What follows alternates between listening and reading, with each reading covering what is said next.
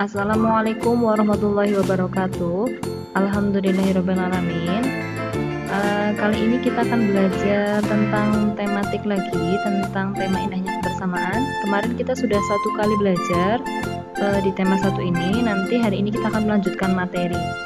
Nah, sekarang kalian siapkan juga buku tematiknya ya. Nah, kali ini kita akan melanjutkan pelajaran kita. Kita buka halaman 11. Kalian sudah dibuka halaman 11? Oke. Sekarang Usani mau zoom bukunya Usani ya. Nah, di halaman 11 ini kita akan melanjutkan tentang keberagaman dalam kehidupan sehari-hari. Nah, contoh keberagaman dalam kehidupan sehari-hari ini nanti kita bisa lihat contohnya di lingkungan keluarga, di lingkungan sekolah, di lingkungan masyarakat, dan di lingkungan budaya yang ada di Indonesia. Nah, kita belajar yang pertama. Terlebih dahulu kita mau lihat contoh keberagaman di lingkungan keluarga. Nah, ini ada contoh ceritanya. Di nomor 1 ini, simaklah dengan baik cerita berikut ini, lalu ambil hikmahnya. Ini contoh keberagaman di lingkungan keluarga. Usani bacakan ya, kalian juga boleh mengikuti membaca di buku kalian masing-masing. Keluarga Pak Rizal terdiri atas 5 orang, yaitu Pak Rizal, Bu Khotijah, Hanif, Nisa, dan Ali. Setiap anggota keluarga memiliki hobi yang berbeda-beda. Pak Rizal memiliki hobi membaca ensiklopedia Islam, Bu Khotijah memiliki hobi membuat kue kering, Hanif dan Ali memiliki hobi bermain bola basket, sedangkan Nisa memiliki hobi melukis. Walaupun keluarga Pak Rizal memiliki hobi yang berbeda-beda, tetapi mereka tetap hidup rukun dan saling menyayangi. Pak Rizal dan anak-anaknya sering sekali membantu Bu Khotijah membuat kue kering. Pak Rizal sering mengajari Hanif dan Ali bermain bola basket. Bu Khotijah juga membelikan peralatan melukis untuk Nisa. Antar anggota keluarga saling menghargai hobi masing-masing. Bagaimana dengan keluargamu? Nah, ini contoh keberagaman di lingkungan keluarga. Keberagaman di contoh ini itu keberagaman tentang hobi atau kesukaan masing-masing atau aktivitas yang sering mereka lakukan. Kalian juga mungkin punya keberagaman lain di rumah. Misal keberagaman makanan kesukaan, keberagaman cara berpakaian, keberagaman cara belajar. Nah, di lingkungan keluarga kalian meskipun berbeda-beda, tetapi kalian harus tetap hidup dengan rukun ya. Kita lanjut ke keberagaman yang kedua, yaitu keberagaman di lingkungan sekolah. Keberagaman di lingkungan sekolah bentuknya dapat berupa keberagaman jenis kelamin, asal suku, dan pekerjaan orang tua. Nah, sekarang kita simak cerita berikut ini tentang contoh keberagaman di lingkungan sekolah. Di sini sudah ada Nisa bersekolah di SD Islam Al-Azhar, Jakarta. Nisa sekarang sudah kelas 4. Teman-teman sekelas Nisa berasal dari berbagai suku bangsa di Indonesia. Zahra, teman sebangku Nisa, berasal dari suku Bugis. Nisa sendiri berasal dari suku Minang, dan ada juga Ujang yang berasal dari Sunda. Walaupun berbeda suku, tetapi Nisa dan teman-temannya saling menghargai. Sekolah Nisa akan mengadakan pentas seni. Setiap kelas akan mementaskan kesenian dari berbagai daerah di Indonesia. Siswa kelas 4 bermusyawarah untuk memutuskan kesenian yang akan mereka pentaskan. Akhirnya, mereka memutuskan untuk mementaskan tari piring dari Sumatera Barat. Zahra dan teman-temannya giat berlatih, dibimbing oleh Nisa yang telah mahir menari tari piring. Keberagaman yang ada di kelas Nisa membawa nilai positif. Nisa dan teman-temannya sangat senang karena bisa mempelajari kesenian dari daerah lain. Tiba saatnya siswa kelas 4 untuk tampil. Siswa kelas 4 mementaskan tari piring dengan baik. Penonton terhibur dengan penampilan mereka. Kelas 4 mendapat penghargaan sebagai penampilan terbaik. Nisa dan teman-temannya bangga atas hasil yang mereka dapatkan. Nah, ini salah satu contoh keberagaman di lingkungan sekolah.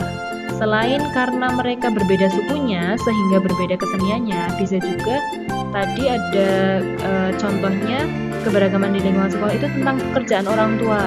Misal ayahnya ada yang dokter, ayahnya ada yang sebagai guru ya, ada juga yang sebagai pebisnis.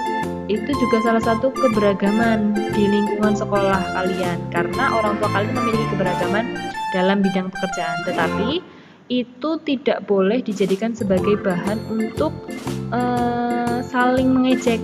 Justru keberagaman itu harus semakin mempererat kita, karena akan semakin memperkaya keberagaman di lingkungan tempat tinggal kita ya. Harus saling belajar menghargai, menghormati apapun pekerjaan orang tua kita. Nah, sekarang kita lanjut ke keberagaman di lingkungan masyarakat. Nah, setiap orang merupakan bagian dari anggota masyarakat. Keberagaman di lingkungan masyarakat antara lain ditunjukkan oleh keberagaman suku, bangsa, agama, dan jenis pekerjaan. Ini juga sama kayak waktu di sekolah tentang pekerjaan orang tua kita. Nah, ini juga sama, jenis pekerjaan orang tua kita juga bisa. Agama juga bisa. Misal kita yang seorang muslim, tetangga kita barangkali ada yang beragamanya non-muslim. Misal Hindu, Buddha, Katolik, Protestan ya, ataupun Konghucu, nggak apa-apa. Yang penting kita tidak boleh memaksakan mereka untuk mengikuti agama yang kita anut ya. Pada saat mereka sedang menjalankan ibadah mereka sesuai agama mereka, kita juga tidak boleh mengganggu. Biarkan mereka melaksanakan ibadahnya mereka. Begitu ya. Nah, sekarang kita lanjut sikap terhadap keberagaman budaya di Indonesia. Nah, ketika kita memiliki keragaman budaya yang beda-beda, kita juga harus memiliki sikapnya bagaimana sih? Nah, ini dia. Berikut cara menghormati keragaman budaya daerah. Antara lain, yang pertama, menyukai pertunjukan budaya daerah lain. Kemudian memuji keindahan tarian daerah lain. Mengoleksi dan merawat kain atau pakaian tradisional. Mempelajari budaya daerah lain. Ini boleh kita lakukan sebagai cara menghormati keragaman budaya daerah ya.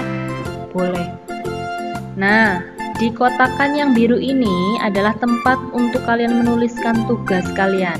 Menceritakan salah satu jenis keberagaman. Boleh di lingkungan keluarga, boleh di lingkungan sekolah, boleh juga di lingkungan masyarakat di sekitar tempat kalian tinggal ya. Seperti yang tadi sudah ada di contoh depan, kalau di lingkungan keluarga boleh tentang keberagaman hobi, boleh makanan kesukaan ya, dan lain sebagainya. Kalau di lingkungan masyarakat juga boleh tentang keberagaman suku, agama juga boleh, atau jenis pekerjaan juga boleh. Kalau di lingkungan budaya juga banyak macam-macamnya ya. Misal kekayaan budayanya yang beragam, contoh tariannya atau adat istiadatnya ya, ataupun juga bisa rumah adatnya. Terserah kalian keberagaman yang di bidang apa yang akan kalian tulis. Nah, sekarang kita lanjut. Di bawahnya kotakan biru ini ada pentingnya persatuan dalam keberagaman. Sebentar, Usani zoom dulu biar jelas tulisannya. Pentingnya persatuan dalam keberagaman. Persatuan dan kesatuan sangat dibutuhkan di sebuah negara yang kaya dengan keberagaman. Untuk menciptakan persatuan dapat dimulai dengan sikap toleransi terhadap keberagaman yang ada di masyarakat. Sikap toleransi artinya menahan diri, bersikap sabar, membiarkan orang lain berpendapat lain, dan berhati lapang. Nah, ini penting. Usani minta kalian siapkan alat tulisnya juga. Terus kalian beri garis bawah. Nih. Arti dari sikap toleransi dari sini ya. Sikap toleransi. Sikap toleransi artinya menahan diri, bersikap sabar, membiarkan orang lain berpendapat lain, dan berhati lapang. Nah, ini yang digarisbawahi. Sudah? Oke, kalau sudah. Usani lanjut paragraf berikutnya. Keberagaman yang ada di Indonesia harusnya menjadi modal utama dalam mempertahankan persatuan dan kesatuan. Jika persatuan dan kesatuan terpelihara, akan tercipta kehidupan masyarakat yang aman, sejahtera, dan tentram. Ini kan cita-cita semua orang ya, ingin hidupnya aman, sejahtera, dan tentram. Sikap dan perilaku yang dapat dikembangkan untuk menciptakan persatuan dalam keberagaman di antaranya sebagai berikut. Ini contohnya ya. Yang pertama, perilaku menghargai keberagaman suku, bangsa, dan budaya. Perilaku menghargai keberagaman suku, bangsa, dan budaya itu ada 4 kalau di buku. Yang pertama, saling menghormati dan menghargai antar suku, bangsa, dan budaya. Tidak membeda-bedakan setiap suku bangsa, tidak membanggakan suku sendiri, tidak mencela setiap budaya atau tradisi yang dimiliki oleh suatu masyarakat. Nah, sekarang perilaku pelajar nih, kita ya, karena kita masih jadi seorang pelajar. Perilaku pelajar dalam mempertahankan keberagaman budaya. Yang pertama, mengetahui keberagaman budaya yang dimiliki oleh bangsa Indonesia. Mempelajari dan menguasai salah satu seni budaya sesuai dengan minatnya. Kemudian, merasa bangga terhadap budaya bangsa sendiri. Dan yang keempat, menyaring budaya asing yang masuk ke dalam negara Indonesia. Poin yang paling penting ini yang keempat ini, menyaring budaya asing. Jadi, meskipun banyak sekali budaya asing yang masuk ke Indonesia, kalian tidak boleh langsung menerima semuanya, harus disaring. Yang bermanfaat, yang baik-baik boleh kalian tiru.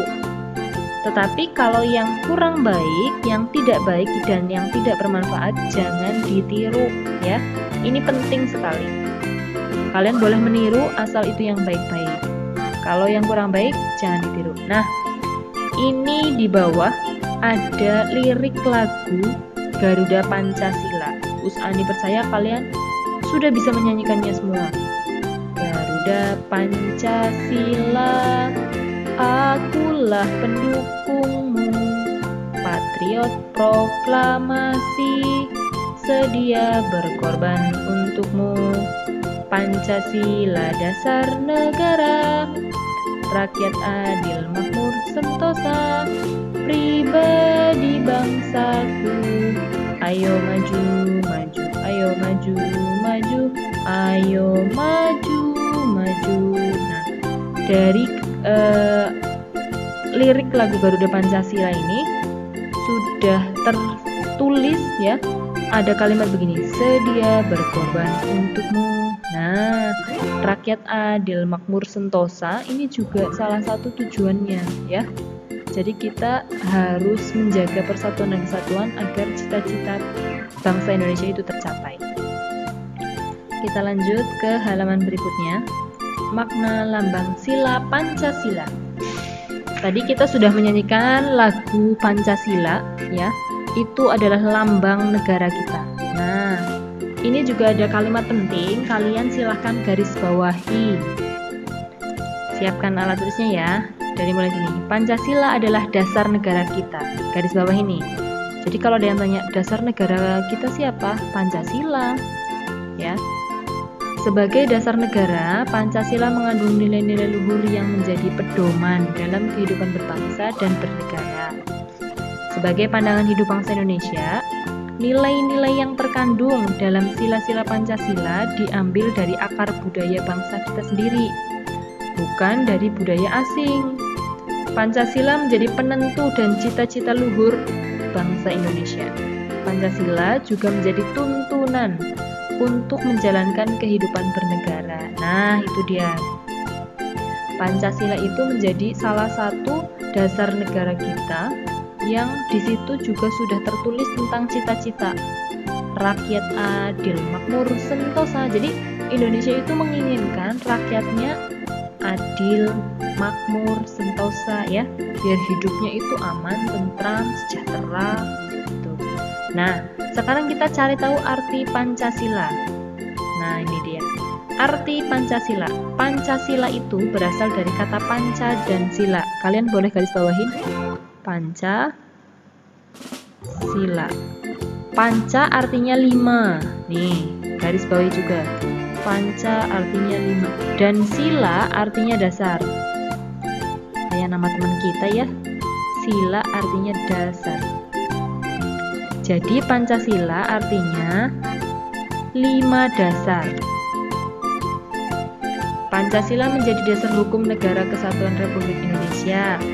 Selain itu, 5 sila tersebut menjadi pandangan hidup bangsa Indonesia. Artinya, 5 sila itu menjadi pedoman bertindak dan bertingkah laku kita. Jadi kalau kita mau melakukan sesuatu, harus ingat Pancasila.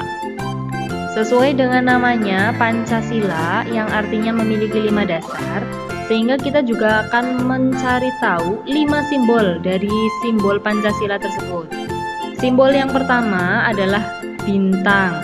Bintang ini merupakan simbol dari sila pertama, yaitu ketuhanan yang Maha Esa. Ini dia, bisa dikasih kotak merah ya. Ketuhanan yang Maha Esa. Nah ini merupakan bunyi sila pertama, simbolnya adalah bintang. Artinya, simbol bintang bermakna bahwa bangsa Indonesia percaya dan takwa kepada Tuhan Yang Maha Esa sesuai dengan agama dan kepercayaannya. Itu adalah simbol dari sila pertama dan maknanya. Kemudian, sila kedua bunyinya, ya ini dia, kemanusiaan yang adil dan beradab. Simbolnya adalah rantai emas ini. Artinya, simbol rantai bermakna bahwa manusia itu sederajat dan bangsa Indonesia merasakan dirinya sebagai bagian dari seluruh umat manusia. Jadi kita itu beradab, memiliki derajat yang sama, dan kita ini merupakan makhluk sosial yang saling membutuhkan ya. Kita juga harus bersikap adil terhadap sesama. Itu simbol dari sila kedua dan maknanya. Kemudian sila yang ketiga, bunyinya adalah Persatuan Indonesia nih. Simbolnya adalah pohon beringin. Artinya, simbol beringin bermakna semua rakyat Indonesia bisa berteduh di bawah naungan negara Indonesia. Pohon beringin kan pohonnya tinggi, besar, dia daunnya rindang. Biasanya kalau kita ada pohon beringin itu berteduh. Nah ini juga sama, maknanya itu bisa untuk berteduh masyarakat Indonesia biar kita berlindung di bawahnya gitu ya. Kita lanjut ke sila yang keempat, yaitu kerakyatan yang dipimpin oleh hikmat kebijaksanaan dalam permusyawaratan perwakilan. Ini bunyinya. Simbolnya adalah kepala banteng. Artinya, simbol kepala banteng bermakna musyawarah dan berkumpul, mendiskusikan sesuatu dalam penyelesaian masalah. Jadi, banteng ini salah satu simbol sebagai binatang yang suka berkumpul.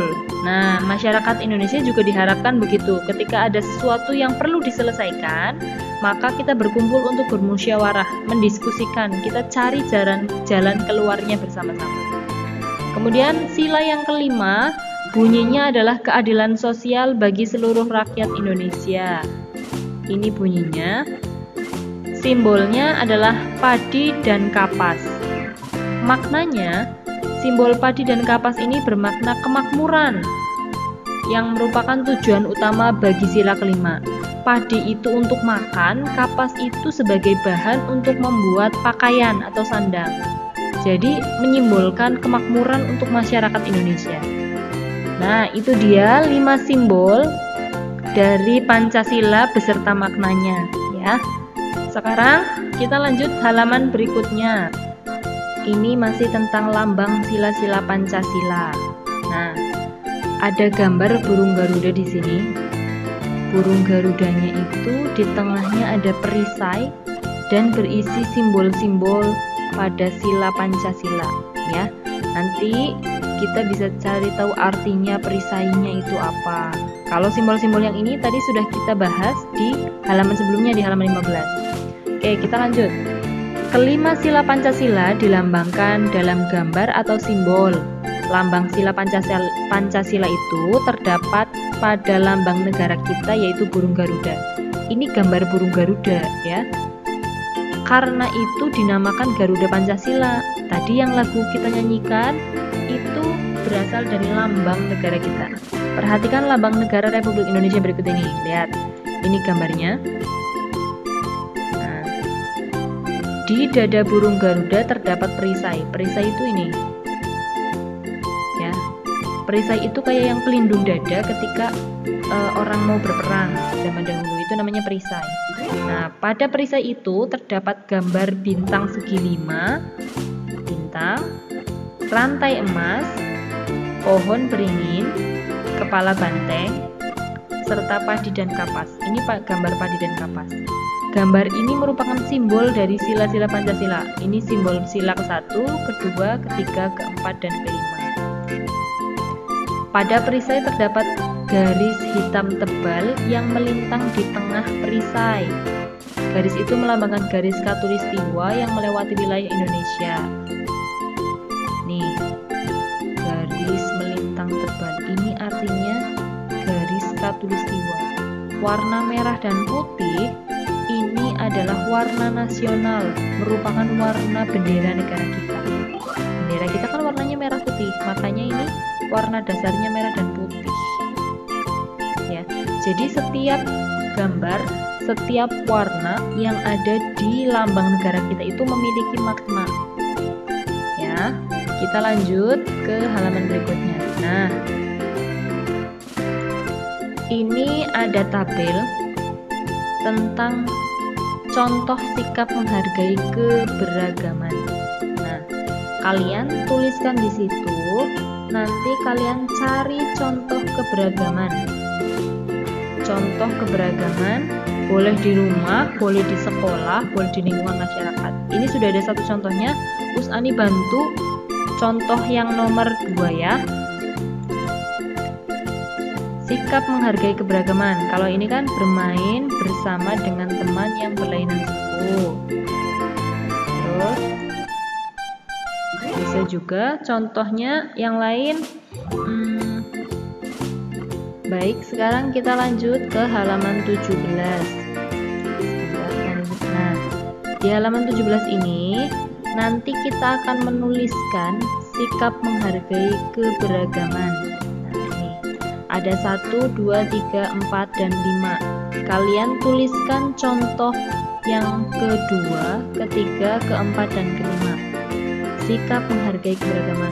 Usani akan bantu cari 2 contohnya.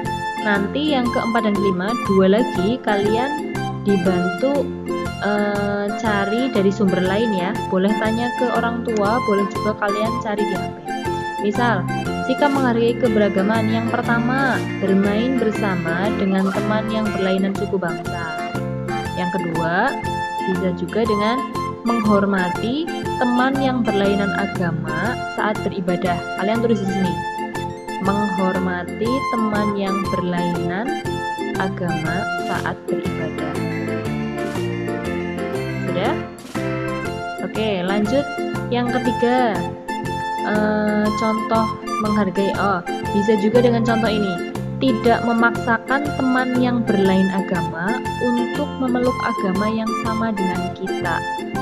Ya, jadi kalau teman kita agamanya tidak sama dengan kita, tidak dipaksa. Dia tidak boleh dipaksa oleh kita untuk mengikuti agama yang kita percaya. Biarkan dia memilih agamanya sendiri. Oke? Ya, terus yang keempat dan kelima, silahkan kalian lengkapi. Boleh bertanya ke orang tua, boleh cari dari sumber lain. Nah, sekarang contoh sikap yang kurang menghargai. Ini satu contohnya, bermain hanya dengan teman yang satu suku bangsa. Kemudian contoh yang kedua, kalau tadi yang menghargai kan menghormati teman yang berlainan agama. Kalau yang kedua ini misalnya mengganggu teman beragama lain saat beribadah. Jadi kebalikannya ya, boleh begitu. Tadi kan ini bermain bersama dengan teman yang berlainan suku, ini bermain hanya dengan teman yang satu suku. Yang tadi di sini menghormati teman yang berlainan agama, yang ini di sini yang kedua, mengganggu teman beragama lain saat beribadah. Kemudian contoh yang ketiga, memaksa teman beragama lain untuk memeluk agama yang sama dengan kita.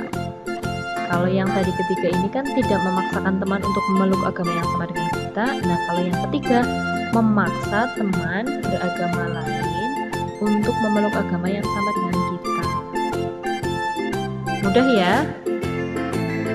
Oke, itu dia tadi contoh sikap yang menghormati atau menghargai keberagaman dan yang kurang menghargai keberagaman. Sekarang kita lanjut halaman berikutnya.